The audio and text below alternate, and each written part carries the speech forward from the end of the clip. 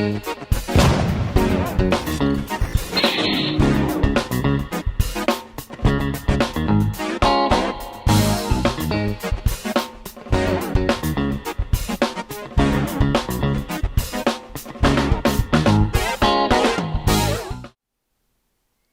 everyone and welcome back to Nat's Knackers Yard. I'll be Nat, this will be my Knackers Yard.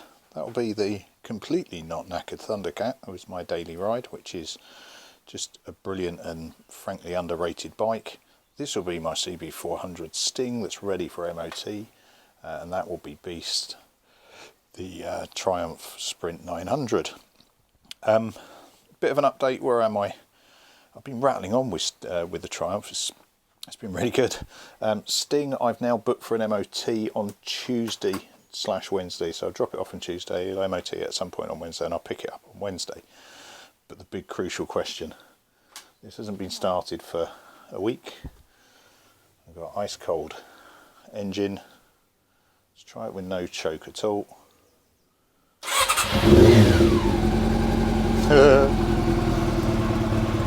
I think we could happily say that Sting's a good boy.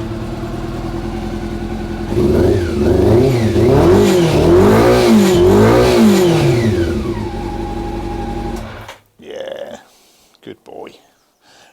Well done. Right, so what am I doing? Currently taking my attention is the Triumph, is the Sprint 900. I don't know, calf? Rat? I don't really know what to call it. I'm not actually a massive fan of putting labels on bikes because it starts people arguing about what constitutes what. Fundamentally, bike's a bike. It's blatantly not a sports bike. It's blatantly not a cruiser. It's something else. So where am I? What have I done that I haven't filmed? Because I do tend to tinker in the week a little bit. So as general catch up, we are MOT-able, but it has 70 days-ish worth of daytime MOT, so it's legal on the road for road use. There was a horrible sticker up there that said zip tie engineer or something equally tacky. That's gone. I've taken off the tank protector because it was half peeling off anyway. It's got some scratches underneath it, but whatever. What I might try and do, half the reason I've dragged it out in the sun is I'm going to see if I can, I've never managed to pull a dent so far, but I'm going to see if I can get rid of at least some of this, but that's a bit later. What I am going to do is, it is now booked in for its ULEZ on Monday. So I'm going to need to temporarily insure it for Monday and ride it in. As I've mentioned on a couple of times, there's no legal requirement or MOT requirement for wing mirrors, but I don't like not having them. I think it's just a personal thing. I've got used to them. I know other people don't ride with them, particularly in London, and I know Charlie doesn't, for example, but I need them. I'm just not used to riding without them. I have gone for some El Cheapo ones. I'm just going to bang on. Now what I could do is put these on Sting, put those under ones on here because it's quite nice and high, but I don't want to do that. I think what I'm going to do is put these on, if I like them, potentially buy them for Sting as well, or what I think I'm going to do with Sting is just invert those and put them on the top of the bars like I think they're supposed to go, and hopefully get a bit more visibility out of them. They just really don't work as underslungs, but I'll have a look at that later. So these are just cheapy ones. Went for something relatively low profile but decent visibility, and nice and cheap. So let's get those bad boys on, shall we? And there we go, a few minutes arsing around later and I can see behind me. I can't see in this sunlight. I'm not going to complain because that is gorgeous, absolutely gorgeous weather. Right, so I think they work actually, and I think just the postbox scale of them is actually pretty good, and they don't come up too high. They are quite low, but I'm still going to get a glove in and not worry about bashing them, but I think it has kind of convinced me that I do want to clip them. Sorry, I do want to clip, if this gets through ULEZ, or if they can get it through ULEZ, and I'm going to do more with it, I do think I want to clip those bars because I do think they're a bit high. So if you do, let's try and get you somewhere you can see. Oh, got a big plank behind me to stop me from rolling down the road. I think they're not far off, are they? I think they're as high as I can get. behind me. It's going to be most of a view of elbows, but I think most mirrors fundamentally end up doing that anyway. Right, happy with that. That's better. Right, let's look at the noise. So I've had a play. Let me get you somewhere you can see better actually. So the beauty of removing that air pipe means that I can get to the body a bit easier. So I've had a bit of a play. As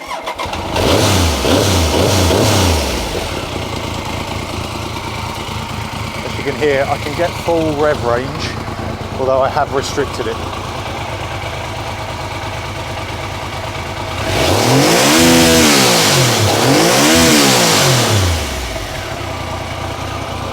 That is having restricted it.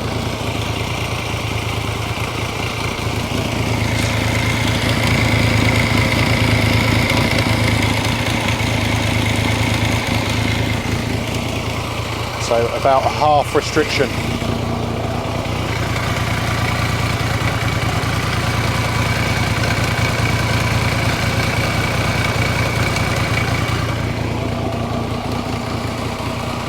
Again, if I try and restrict that anymore,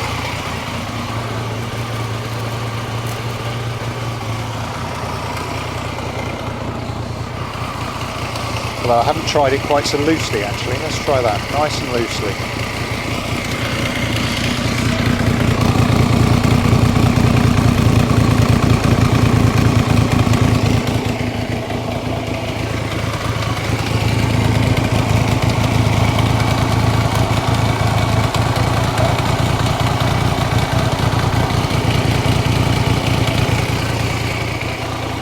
So if I now try and rev it,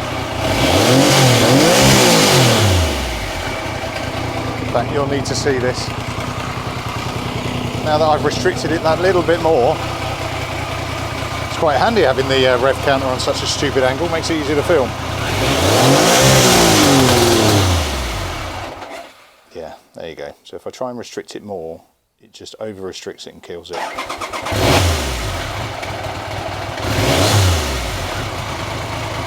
It idles at pain.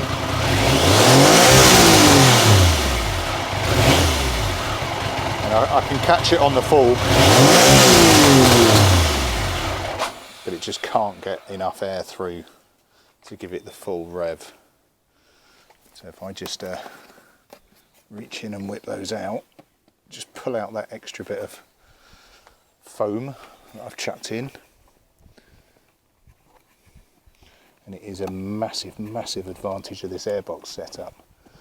I'm not actually pissing around with the airbox itself. This just takes a little bit of fiddly work. So if I whip out those little extra bits that I've got,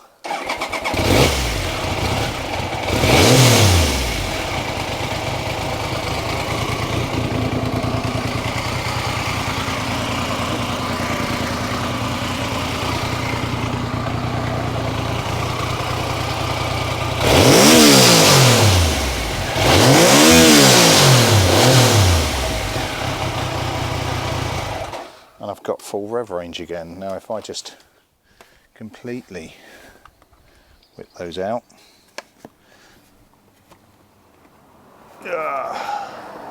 one, two. Now remember, it had just yellow dusters around these to start with, essentially as scrubs for the air, to not to restrict it, just to stop shite getting into the airbox really. Which is how it was run before.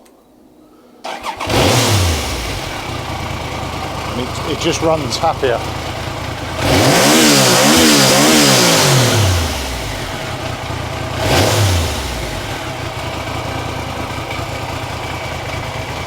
So that's essentially with just, I mean, it's still got restriction, it's still got the airbox on, it's still got the foam within the airbox to actually restrict the air going into the carb. Better off showing you this on the other side. Yeah, so it's still got the foam in the airbox, which is doing the restriction. It's just adding that little bit more restriction before it gets to the air,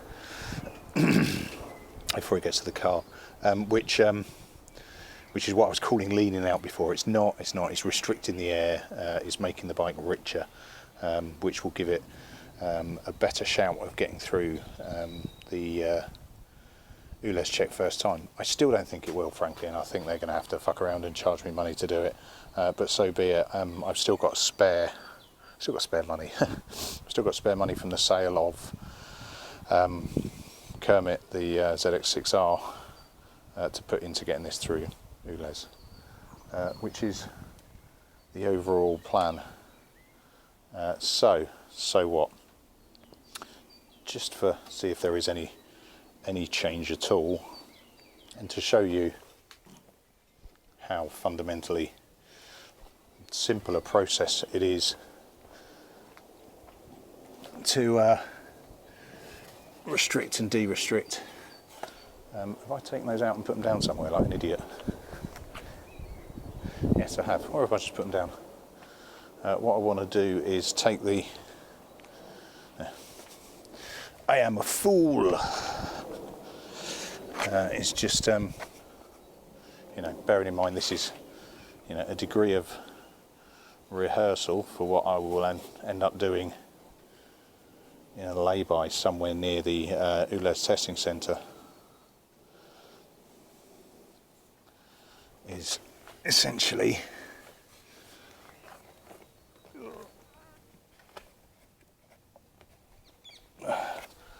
one done. These things clip open, but I can pretty much do it without clipping them, mostly.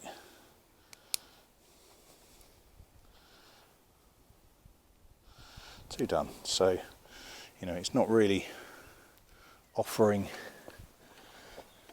any restriction. Well, any restriction, it's a tiny bit of restriction, let's be honest. But what it is doing is just reducing the amount of crud picked up from the road into that airbox. And that's my restriction there.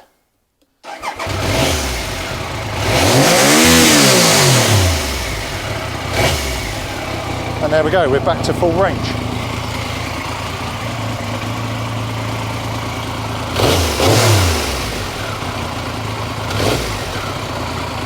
Right.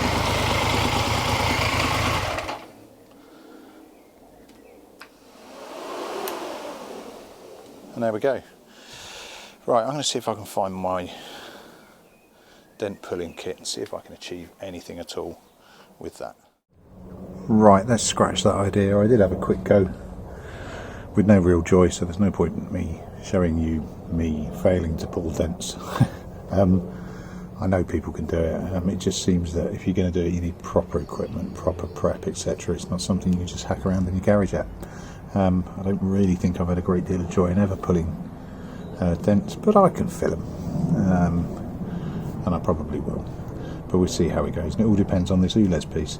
Now, while I was sat here contemplating my fate a little bit, I had a bit more of a closer look, and I noticed something.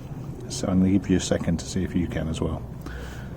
I'm talking about leaning out the bike for ULEZ. The air fuel screws are actually screws, so you can do them by hand. I don't want to do them by hand because they're set up right at the moment, but I've got another methodology that I can lean the bike out there. I'm going to have to look into that, because that's ridiculously easy, and I can actually reach all three of them as well with my bare hands, not tied under a bike next to a road. Yeah, that's cool.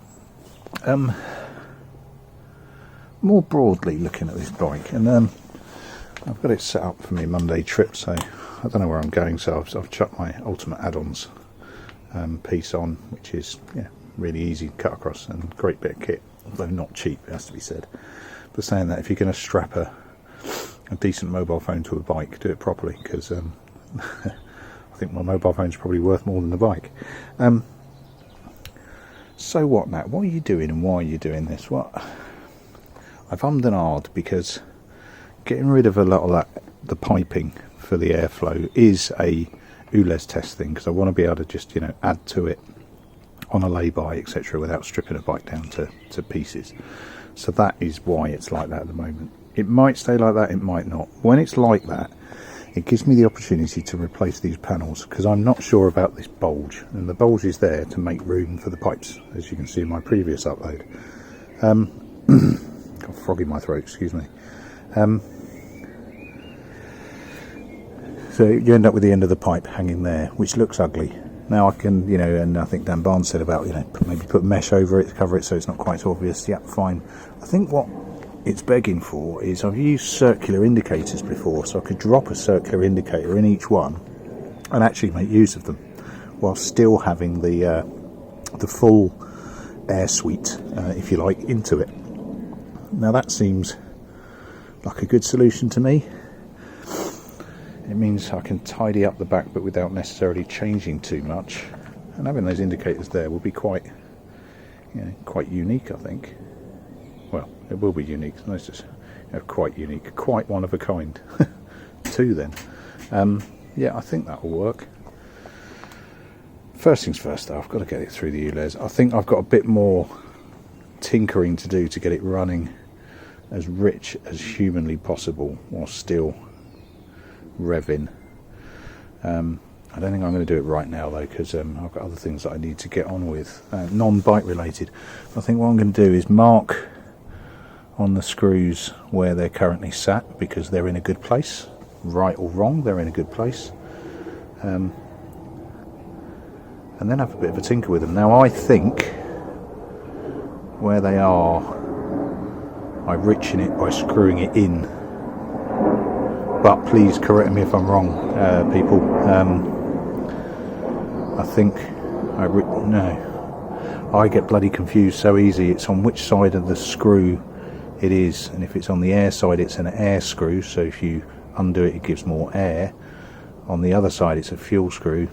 So if you undo it, it gives more fuel. Oh, I'm going to have to look this up, or drop me a hint, ladies and gents. It's on the manifold side. It's not on the airbuck side. If I'm trying to give it more air, do I pull it out or push it in? Right, there you go. There's a question for you. Save me a bit of research. Right, cool. That'll do me. Not a great deal of progress. Effectively, what have I done? I've put rear view mirrors on it, but I have worked out the mechanism to cut and change it, to richen it as far as I can with just airflow. Now I wonder if I can do it with airflow and with the screw as well, and just get it fucking running super rich, and hopefully eke it through the ULEZ. Now I know, you know, there's a few people in comments saying it doesn't really make sense that that's, you know, you would have thought it would go the other way. You're completely right, and it bamboozles me, but I am reliably informed, and everything that I've read and speaking to various people that have done it, that's the way you get a bike through an ULEZ, as nuts as it may seem. Right, that'll do me for this one. I say that'll do me in a couple of spare minutes. I've swapped the rear view mirrors around on Sting, so they're now actually worthwhile having, i.e. they work. I still don't think they look great, but I'm just going to bend that out of the way because it takes up too much space in the garage, and I'm worried about hitting it with Beast. But yeah, I mean, I prefer them in. I prefer them bent in, but like I say, there's not enough room for your hand in that little arrangement. I don't know, pass. It's got mirrors, they work. They work better than they did underslung. Right, that'll do me. I'm going to go and have a really good cough and try and get rid of whatever's loitering at the back of my throat. That'll do me. Thanks very much all. I shall catch you on the next one. G'day everyone, and welcome back to Nat's Knackers Yard. I'll be Nat, and this will be my Knackers Yard, and this will be half the front taken off of Beast. Say half the front, the cowling I've taken off, which is a bit of an epic in itself. Why? I want to have a look at the angling of that light, because I think it's too high, but more importantly, it's pissed me off enough I've got to do something about these clocks to try and get them mounted the right way. Now, it looks like this bracket here with my finger on it is part of that build, because it's all, no disrespect to the previous worker on this, it's too well done for him to have done it. Some cracking wiring going on, but those lights do work. It's onto a mounting bracket with a massive great bolt hanging out the bottom of it, at the bottom there, which is just pretty horrendous. But so I'm going to take that off and see if I can find a way of mounting these, because these clocks have got the two pegs. Oh Christ, it's difficult to show. Peg there, which would normally be, you know, side to side, and they're back to front because he's just hoiked it on there. Now I'm thinking, don't want to reinvent the wheel at this stage anyway. All I need to do is whip that off, make a little T bracket for that to fit on, and then put it on facing the right way. So let's see if I can get these clocks off first. Right, and there we go. Clock's free. I wish I'd filmed that to a degree, but I needed my hands. That's how many washers are on it. It's like a steam pump museum over there now. And it was all to try and just get the height right. So he's got a bodge plate, which is fine. You know, it's not seen, it's tucked behind. And he's screwed into that. Now what I think I'm going to do is, I've got my own bodge plates here, my own version of bodge plates. I use these quite a lot. I can't remember what they're called, some sort of straps, but essentially they're just, you know, nice and malleable. They move around and they fit on shit. So I'm just going to go for one on that side, one on that side to this unit, ditto on the other side, and then try and throw it all back together, at least loosely, because I'm probably going to want to smarten this up at some stage. But I think for an hour spent now, it's just going to save me getting annoyed constantly that these clocks are all squiffy. By squiffy I mean alles über den Platz. For those that don't speak German, it's not really German. Right, let's see if I've got enough of this strip, or see if I need to find a bit more. Right, so that's one done on the, what's that? That's the Speedo.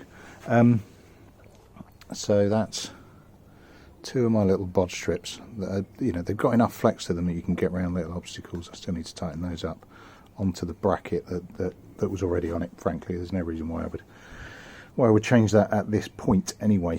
So I'm going to tighten up those two dome nuts, and then get on with the other one and see if I can get this thing looking a little bit less crashed. Right, and a bit of jiggery pokery later, and we have clocks the right way up, although the wrong way up, because you know what I'm saying. Let's try that again. We have clocks the right way up. Let's see if they mount now. The one bit that really confused me is, obviously that's a parallel mount, so one at, well, I suppose 3 o'clock and 9 o'clock, which holds it nice and straight. On the on the rev counter, they're not. They're at, what? Let me work that out. 4 o'clock and 10 o'clock. 4 o'clock and 10 o'clock. So I've had to twist it a little bit. There was already a hole there, so I wonder if he's tried, but it didn't quite meet. So I just sliced it out of the way, frankly. Right, let me see if I can get this bad boy back together. And there we go. That was a bloody finicky job, that was. But I now have clocks that don't look like they were put in by Stevie Wonder. Let's do a little bit of bend on that, but yeah, it's better. Yeah, happy with that. Right, that'll do me. No more false endings. That is me done for the day, I think. Yeah, I think I now know what I want to achieve with this bike, and I'm thoroughly enjoying doing it. Right, cheers all. I'll catch you later on. Ta-da.